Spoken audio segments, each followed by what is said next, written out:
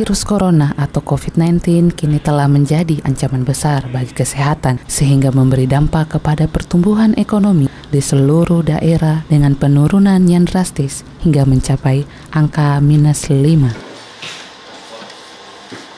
Dengan adanya survei Badan Pusat Statistik Provinsi Papua, pertumbuhan ekonomi selama masa pandemi sangatlah positif dengan pencapaian menjadi 4,52%. Kepala Bidang Neraca Wilayah dan Analisis Statistik Badan Pusat Statistik Provinsi Papua, Sugianto, menjelaskan bahwa penyebab pertumbuhan ekonomi di Papua cukup positif dikarenakan adanya produksi tambang emas di PT Freeport Indonesia.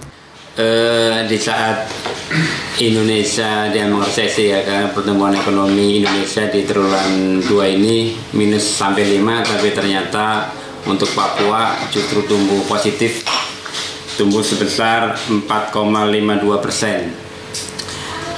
Pertumbuhan ekonomi Papua yang positif ini karena didorong oleh tingginya produksi tambang emas dan tembaga di Freeport.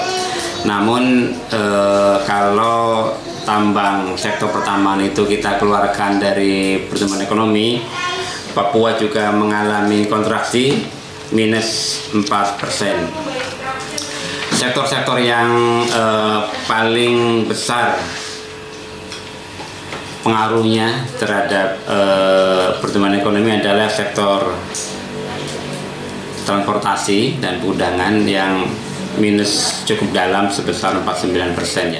Dengan besarnya pengaruh COVID-19 terhadap pertumbuhan ekonomi di Papua perlu disikapi lagi dengan bijak oleh pemerintah. Di antaranya masyarakat juga harus beradaptasi dengan adanya pandemi COVID-19. Dari Kota Jayapura, Papua, Calvin Erari, Jaya TV mengabarkan.